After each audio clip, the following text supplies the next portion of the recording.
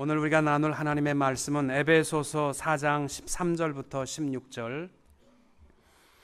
우리가 다 하나님의 아들을 믿는 것과 아는 일에 하나가 되어 온전한 사람을 이루어 그리스도의 장성한 분량이 충만한 데까지 이르리니, 이는 우리가 이제부터 어린 아이가 되지 아니하여 사람의 속임수와 간사한 유혹에 빠져 온갖 교훈의 풍조에 밀려 요동하지 않게 하려 함이라. 오직 사랑 안에서 참된 것을 하여 범사에 그에게까지 자랄지라. 그는 머리니 곧 그리스도라. 그에게서 온 몸이 각 마디를 통하여 도움을 받음으로 연결되고 결합되어 각 지체의 분량대로 역사하여 그 몸을 자라게 하며 사랑 안에서 스스로 세우느니라. 아멘. 2017년 새해를 맞이하여 성도님들의 삶과 가정과 일터 위에 하나님의 은총이 가득하게 되시기를 축복합니다. 축복합니다. 예, 좀 힘냅시다. 에베소서 4장 13절, 오늘 우리가 봉독한 말씀은 한 해의 우리 교회의 표어입니다. 우리가 다 하나님의 아들을 믿는 것과 아는 일에 하나가 되어 온전한 사람을 이루어 그리스도의 장성한 분량이 충만한 데까지 이르리니. 올해 성장이라는 단어는 바로 성숙과 장성함의 첫 글자입니다. 몸만 크지 말고 마음도 크자. 그래서 성장입니다. 우리 교회가 올해가 40년이 되는 해입니다. 공자는 논어편에서 40이 불혹이라고 했습니다. 나이 40살이 되면 판단에 혼란을 일으켜서는 안 된다고 했습니다. 나이 40이 되면요, 우리의 주관과 내 정체성과 목표를 분명히 가져야만 유혹에서 이길 수 있습니다. 교회도 마찬가지입니다. 40년이 되었는데 헛된 욕심에 자칫 잘못하면 넘어질 수 있습니다. 40살이 되면 교회 교인도 많아지고 또 건물도 좋아지고 이런 것들이 교회의 자랑이 되어서는 안 됩니다. 여러분, 나이가 40이 되면 몸매도 군살이 붙게 되고 또 배도 나오게 되고, 나이 40이 되면 관리 시작하셔야 됩니다. 이거 관리 안 하면 저같이 됩니다. 그러니까 이 몸 관리를 잘 하시는 나이도 40살인데, 그래서 올해는 우리 교회가 바디빌딩, 뭔지 아시겠죠? 영적 바디빌딩입니다. 우리 교인들이 다 아령 들자는 얘기가 아니라 좀 군살은 좀 다 빼버리고 튼튼한 몸으로 세워서 자랑할 것을 자랑할 수 있는 온전한 성장을 이룰 수 있게 되시기를 축복합니다.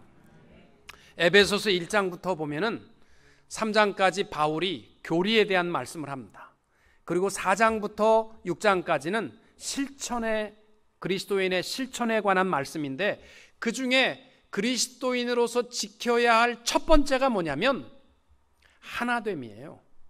그래서 에베소서 4장에서 중심적으로 우리 그리스도인이 뭐부터 해야 되느냐, 교회가 교회답고 성도가 성도다운 모습이 뭐냐, 두 가지를 얘기합니다. 16절까지는 유니티, 하나됨을 이야기하고 17절부터 32절까지는 홀리니스, 거룩함을 얘기합니다. 성도가 성장한다는 것, 교회가 성장한다는 것은 숫자적인 의미만을 얘기하는 것 아니고요, 교회 다녔더니 처음엔 성도였다가 서리집사 됐다가 안수집사 됐다가 장로 되고 목사가 됐다, 그러니까 내 영적으로 성장했다, 그거 의미하는 거 아닙니다. 교회의 성장과 성도의 성장이라는 말은 다른 말로 하면, 처음에 왔을 때는 나 혼자였는데 신앙생활을 하다 보니까 내 구역 식구들과 하나가 되고 내 모든 성도들과 하나가 되었다. 우리 모두가 다 하나가 되어가는 모습으로 되어가는 것이 분명한 영적 성장이고, 또 과거에는 몰래 숨어서 한 대씩 피우고 또 한 잔씩 먹고 와가지고 옆 사람한테 냄새도 좀 풍기고 했지만, 한 해를 마치고 보니까 내 모든 삶이 좀 더 홀리해졌다, 거룩해졌다. 이렇게 됐다면 그것은 영적 성장, 교회의 성장이 맞습니다. 특별히 성경에 보시면은 우리에게 성장에 대한 이야기를 강조해서 하는 부분이 있습니다. 고린도전서 13장 11절에 보면 내가 어렸을 때에는 말하는 것이 어린아이와 같고 깨닫는 것이 어린아이와 같고 생각하는 것이 어린아이와 같다가 장성한 사람이 되어서는 어린아이의 일을 버렸다. 유치함을 좀 버리는 것이 신앙의 성장이라고 말씀하고 있습니다. 어렸을 때는요, 딱지치기와 구슬치기가 제일이기 때문에 목숨처럼 지킵니다.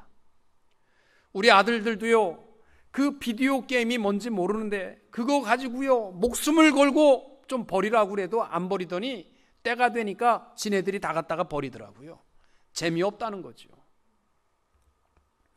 우리 신앙의 성장을 이루려면 좀 유치한 거 버립시다. 만날 헛된 것에 관심을 가지고 싸우고 지주고 볶고 그러지 말고 예수 그리스도를 바라보고 한 영혼에 초점을 맞추고 구원의 역사를 이루어 나갈 수 있는 우리 교회와 성도님들이 될 수 있기를 축복합니다. 또 고린도전서 14장 20절에 보면 형제들아 지혜에는 아이가 되지 말고 악에는 어린아이가 되라. 지혜에는 장성한 사람이 되라. 신앙의 성장이라는 말은 교회에 어울려 다니면서 싸우고 원망하고 불평하고 하는 것은 신앙이 역류하는 모습입니다. 이러한 것에는 어린아이가 되고 지혜에는 성숙하라는 거예요. 지혜는 여호와를 경외하는 것이 지혜의 기본입니다. 내가 더 하나님을 사랑할 수 있는 것이 영적 성장입니다. 작년보다는 올해 더 하나님을 높이는 것이 우리의 영적 성장이 되는 것입니다. 심리학자인 고든 올파트라는 사람은 Pattern and Growth in Personality라는 책, 인격의 형태와 성장이라는 책에서 인간의 성품의 성숙이라는 게 되게 뭐냐? 이분은 세 가지로 인간의 성숙을 정의해서 말했습니다. 첫째는 뭐냐면 성숙이란 자아감의 확대가 성숙이라는 겁니다. 다시 말하자면 어렸을 때는 나 하나만, 내 몸뚱아리만 나였는데 크다 보니까 내 형제가 나고 내 가족이 나고 우리 구역 식구가 나고 우리 교회가 내가 되어져 나가는 것, 내 함께 일하는 사람이 나라는 것으로 깨닫는 것이 그 신앙 인간의 성품의 성숙이라고 했어요. 어린 아이들은요 형제끼리도 싸우잖아요. 먹을 것 갖고 싸우고 장난감 가지고 싸우잖아요. 왜? 나는 너하고 너는 너지만. 근데 조금 크게 되면 형제 안 싸웁니다. 왜? 너나 나나 우리는 하나라는 것을 알기 때문에. 이게 성장이에요. 여러분 교회 다니면서 시간이 갈수록 이 사람하고도 원수 맺고 저 사람하고도 원수 맺고 이 사람도 밉고 저 사람도 밉고 했다면 미안하지만 여러분의 인간성은 점점 더 유치해져 가는 거예요. 아, 우리가 다 하나가 되어 가는구나. 이렇게 하는 것이 성장입니다. 두 번째는 성숙이라는 것은 정서적인 안정이 성숙이라고 했습니다. 과거에는 다 원망이고 핑계였는데 모든 환경과 여건을 받아들이는 거예요. 이게 인간의 성숙이라고 했습니다. 환경을 탓하지 않고 옛날에는 다 목사가 잘못했고 장로가 잘못했고 권사가 잘못했고 구역장이 잘못했기 때문에 이렇게 된 거 아니냐 그랬었는데 성숙하고 보니까 아, 내가 잘못했다. 내가 책임이 있구나. 이게 인간의 성숙이에요. 또 올파트는 말하기를 인간의 성숙이라는 게 뭐냐? 현실을 인식하는 것이 성숙이라고 했습니다.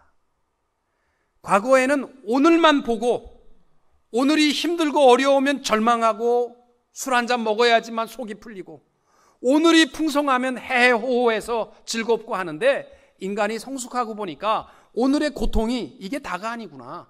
오늘의 고난들은 내일의 승리의 밑바탕이구나. 그래서 오늘의 어려움들을 내일의 삶을 바라보고 긍정적으로 받아들이는 것이 우리 인간의 성숙이라고 말했습니다. 여러분, 인간 거꾸로 산 것 같지 않습니까? 저는 오늘 새해 첫 주일날 우리 성도님들이 세 가지 면에 있어서 꼭 점검해 보시고 성숙하기를 바랍니다. 첫째는 하나님이 나를 부르셨던 그 구원의 감격, 하나님을 향한 첫사랑이 변질되지는 않았나, 이거 한번 생각하시면서 주님을 향한 우리의 첫사랑을 회복하게 되시기를 바라고, 두 번째는 내 생활이 바쁘다는 것 때문에 시간도 주님 앞에 또 복음을 위해서 투자하지 못하고 물질도 웅크러들고 살기 어렵다 보니까, 엄격히 말하면 욕심의 폭이 넓어져 가다 보니까 나눔도 적어져 가고, 이러한 우리의 생활의 모습을 한번 점검해 보시고, 세 번째는 우리의 소망을 한번 확인해 보세요. 내가 정말 주님이 언제 나를 부르셔도 내가 기쁨으로 갈 수 있는 주님을 향한 소망을 갖고 있는가? 주님이 오늘 오셔도 기쁨으로 신랑 되신 예수를 맞이할 마음으로 살아가고 있는가? 이 소망 없으면요, 우리 그리스도인의 소망은 없는 겁니다. 인간적인 소망, 내일에 부자가 되고 은퇴하고 똥똥 놀면서 사는 것을 소망으로 갖는다면 세상적인 겁니다. 존 웨슬레는 자기는 15분 이상 좌절하거나 절망하거나 우울하지 않았답니다. 왜? 당장 닥치는 어려움은 있을 수 있어요. 그러나 소망을 확인하면, 내가 하나님을 만날, 주님을 다시 만날 기쁨을 확인하게 되면 나머지는 이거 아무것도 아니라는 거죠. 여러분, 소망을 점검하고 한 해 동안 우울증에 빠지지 말고 기쁨으로 주와 함께 성장해 가는 성도님들이 되시기를 주님의 이름으로 축원합니다. 제일 먼저 우리가 성장해야 할 것은 믿음과 삶의 일치에 있어서 성장해야 합니다.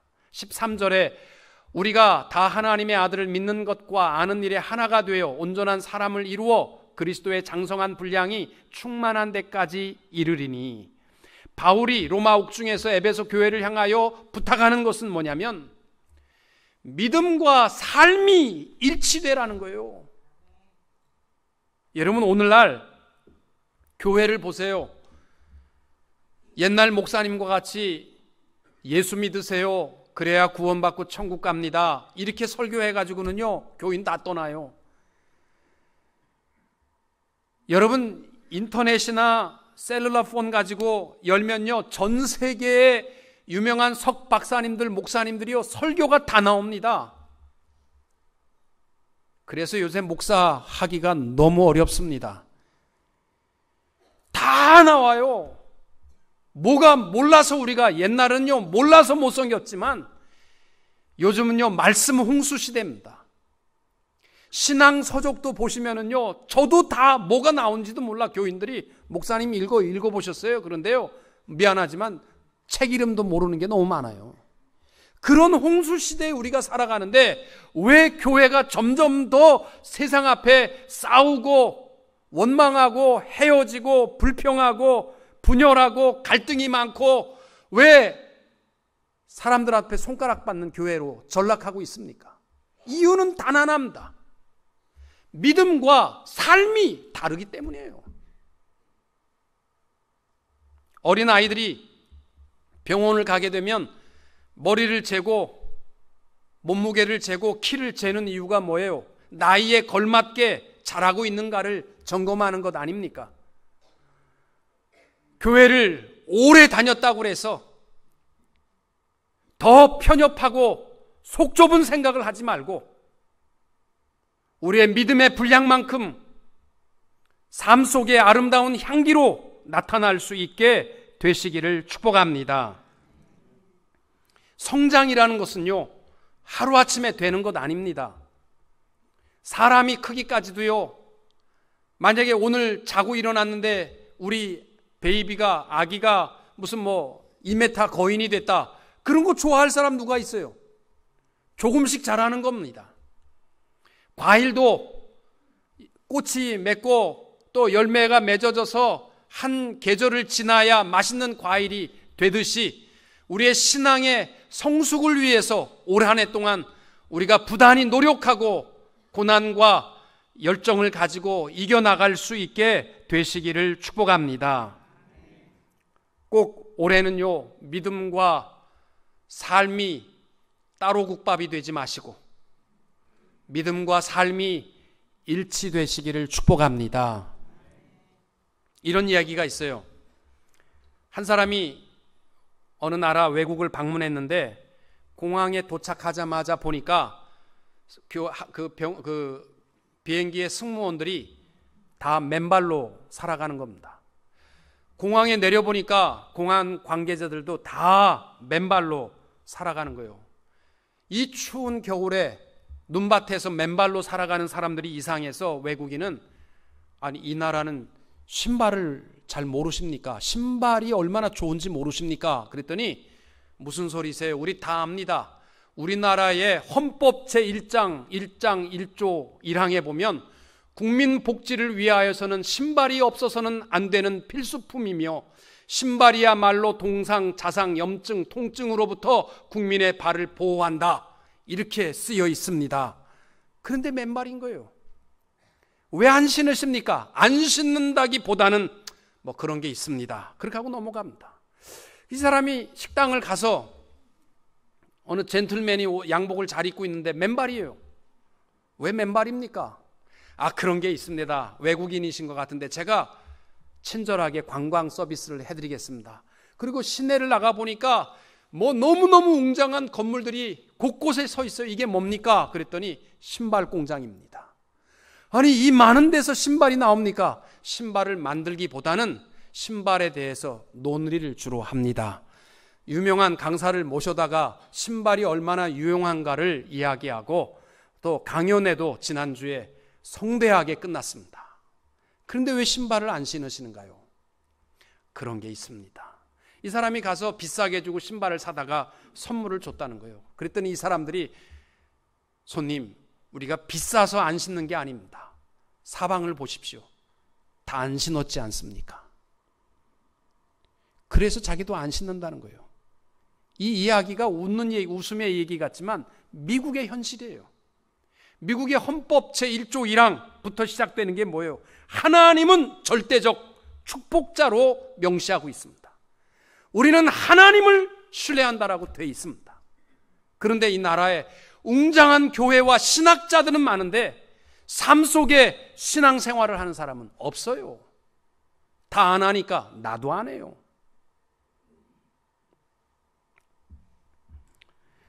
야고보서에 보면은 신앙의 가장 저해를 일으키고 쉽게 걸리는 병이 뭐냐? 행함이 없는 믿음이라고 했습니다. 여러분, 올 한 해 동안 가분수처럼 머리만 크지 마시고 믿음과 삶이 하나가 되는 성숙을 이룰 수 있게 되시기를 축복합니다. 두 번째로, 우리가 세상 모든 유혹을 이길 수 있도록 성장하시기 바랍니다. 14절에 이는 우리가 이제부터 어린아이가 되지 아니하여 사람의 계술과 간사한 유혹에 빠져 모든 교훈의 풍조에 밀려 요동치 않게 하려 함이라. 커야만, 성장해야만 우리 모든 유혹을 이길 수 있습니다. 어린아이들은요, 지나가는 유행병 다 걸리잖아요. 성장해야만 모든 유혹을 이길 수 있듯이 올 한 해 동안 우리가 모든 유혹을 이길 수 있도록 성장할 수 있게 되기를 축복합니다. 첫 번째로 우리가 유혹을 이겨야 될 것이 있다면 나 중심적인 신앙에서 이기셔야 됩니다. 사도행전 20장 30절에 또한 너희 중에서는 제자들을 끌어 자기를 쫓게 하고 어그러진 말을 하는 사람들이 일어날 줄을 내가 안다. 많은 이단들이 일어나고 많은 사람들이 하는 말이 뭐냐면 나는 옳다, 너는 잘못됐다. 이 신앙 유혹에 빠져서는 안 됩니다. 많은 사람들이요, 자기 신앙이 주님을 닮은 듯 생각해요. 그래서 나만큼 나보다 기도를 더 많이 한 사람을 우리는 뭐라고 부르냐면 광신자라고 부릅니다. 나보다 기도 안 하는 목사를 뭐라고 부르냐면 나이롱 목사라고 합니다. 다 내 기준이에요. 하나님 앞에서 우리는 턱없이 부족한 자들입니다. 나 중심적인 판단의 잣대를 가지고 비판하거나 평가하려고 하지 마시고 예수 중심으로 살아갈 수 있게 되시기를 바랍니다. 두 번째는 데살로니가 후서 2장 1절과 2절에 보면 형제들아 우리가 너희에게 구하는 것은 우리 주 예수 그리스도의 강림하심과 우리가 그 앞에 모임에 관하여 영으로나 또는 말로나 또는 우리에게서 받았다 하는 편지로나 주의 날이 이르렀다고 해서 쉽게 마음이 흔들리거나 두려워하거나 하지 말아야 한다, 이렇게 주장하는 사람들, 무감각한 신앙이 되지 말라는 거예요. 마지막 때입니다. 우리 한 영혼을 사랑하는 것이 하나님의 사명입니다. 외쳐도요 눈만 깜빡깜빡, 적당히 졸다가 교회 안 오면 뒤통수 맞을 것 같아서 무감각하게 지나는 신앙이 되지 마시고 하나님의 말씀에 녹아지고 회개가 일어나고 하나님 앞으로 설 수 있는 성도님들이 되시기를 축복합니다. 피리를 불어도 춤추지 아니하고 애곡을 하여도 가슴을 치지 않는 것이 예수님이 말씀하는 종말 시대의 신앙의 대표적인 모습입니다. 저는 늘 기도합니다. 설교할 때마다 하나님, 성도들의 마음을 콕콕 찌르는 설교를 하게 해달라고 기도합니다. 여러분은 목사가 날 쳐 할지 모르지만 저는요 가슴을 콕콕 찌를 수 있는 설교가 될 수 있도록 기도합니다. 말씀을 통해서 결단하시고 무감각한 자가 되지 마시고, 여러분 이 땅 위에 제일 무서운 병들은 무감각한 병들이잖아요. 에이즈, 또 암, 이건요 마지막 죽을 때까지 암 걸린지도 몰라요. 문둥병, 다 무감각한 병이에요. 잘라져서 아프고 고통스러운 건 감사해야 돼요. 이거는 수술하고 고치면 다 낫는 거예요. 부러지고 하는 거는. 무감각한 신앙이 되지 않게 되기를 원합니다. 또 우리가 세속의 기쁨과 그리스도인의 기쁨이 있는 것을 분별하십시오. 세상 사람들이 좋아하는 것에 매어 살지 마시고 우리 그리스도인으로서 가져야 할 기쁨이 뭔가 한번 생각해 보시기 바랍니다. 세상 사람들과 다를 바 없는 기쁨, 먹고 마시고 취하고 노는 것이 기쁨이다라면 여러분 그리스도인의 유혹에 넘어진 겁니다. 요한복음 2장 9절에 보면 예수님께서 가나의 혼인잔치에서 발 씻는 이 물통의 항아리에다가 물을 가득 채우라 했을 때 뭔 뜻인지도 모르고 하인들은 물을 가득 채웠습니다. 그리고 지금 잔치를 하고 있는 연회장에 떠다가 갖다 주라, 포도주를 찾는 자에게 그 발 닦는 물을 갖다 줬더니 이들이 먹고서 이야 참 지혜로운 잔치다, 나중에 될수록 이 기가 막힌 포도주를 내놓았구나 칭찬할 때 사람들은 이게 도대체 어디서 났는지 알 수 없지만 그냥 주님이 하라고 하는 대로 충성을 다해서 물 떠다 놨더니 일어난 이 기쁨, 하인들은 알더라. 이 기쁨이 우리에게 있어야 돼요. 나는 잘 모르지만 새벽부터 기도하라고 그러니까 하고 말씀 보라고 그러니까 보고 했더니 하나님께서 놀라운 축복으로 역사하셨다. 이 기쁨이 우리의 기쁨이 될 수 있기를 축복합니다. 마지막으로 한 해 동안 우리의 신앙의 표준을 예수로 삼게 되시고 잘할 수 있게 되기를 바랍니다. 15절에 오직 사랑 안에서 참된 것을 하여 범사에 그에게까지 잘할지라. 히브리서 12장 1절과 2절에 이러므로 우리에게 구름같이 둘러싼 허다한 증인들이 있으니 모든 무거운 것과 얽매이기 쉬운 죄를 벗어버리고 인내로서 우리 앞에 당한 경주를 하며 믿음의 주요 또 온전하게 하시는 이인 예수를 바라보자. 그 수많은 신앙의 조상들이 있지만 그들도 보지 말고 예수만 바라보고 표대를 향하여 달려가자는 겁니다. 그 예수에 대해서 뭐라고 표현했냐면 온전하게 하시는 예수라고 했습니다. 이 온전하게 하신다라는 말이 헬라어로 텔레이테스라는 단어인데 그 뜻이 뭐냐면 목적으로 인도하는 분이다. One who bring to the goal. 목적으로 인도하는 그 예수님을 바라보면 우리의 한 해의 발자취가 좌로나 우로나 치우치지 않고 하나님께서 이루신 뜻을 온전히 이루어 가게 될 줄로 믿습니다. 예수님께서 십자가에서 마지막 외쳤던 말씀 무엇인지 아시죠? 다 이루었다. 테텔레스타이. 이 말이 바로 이 단어입니다. 온전케 하셨다라는 거예요.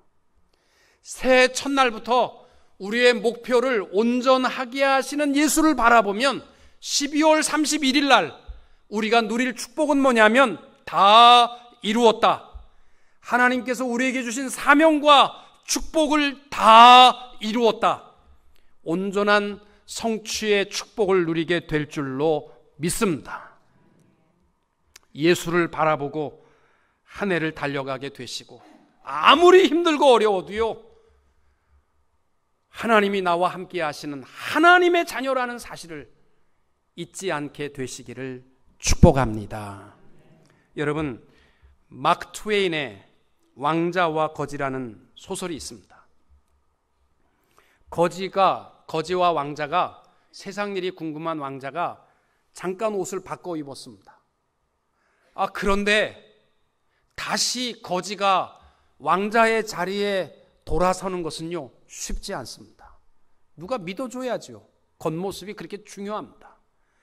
그래서 자기가 많은 사람들로 하여금 거짓 취급받고 멸시와 천대와 학대를 다 당하지만 그래도 실망하지 않는 사람이 딱 한 사람이 있어요. 누굴까요? 자기 자신입니다. 왜? 자기는 겉모양은 이래도 분명한 것은 왕자인 거 알기 때문입니다. 우리에게 필요한 마음이 그겁니다. 하나님께서 우리를 하나님의 자녀로 삼아 주신 줄로 믿습니다. 한 해 동안 주를 바라보고 살아가게 될 때에 고통의 일도 어려운 일도 슬프고 절망적인 일이 많이 있다 할지라도 우리는 절대 실망하지 않을 이유가 있습니다. 왜? 우리는 하나님의 자녀의 모습을 가졌기 때문입니다. 언젠가는 회복될 주의 나라를 바라보며 한 해 동안 성숙하시고 성장하여 그리스도의 장성한 분량에 이를 수 있는 성도님들이 다 되시기를 주님의 이름으로 축원합니다.